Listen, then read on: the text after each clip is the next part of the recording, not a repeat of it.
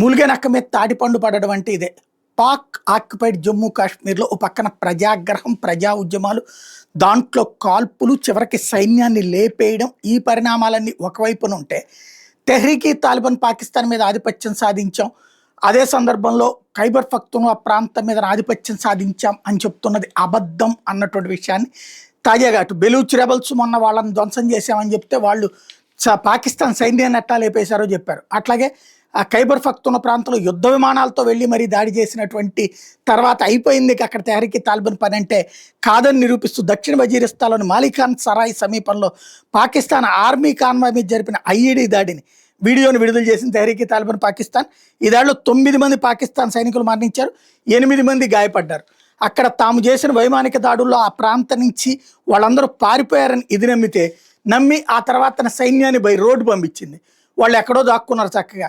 ఆ తర్వాత వచ్చి వీళ్ళని లేపేసి కూల్గా చెప్పిపోతున్నారు ఇప్పుడు.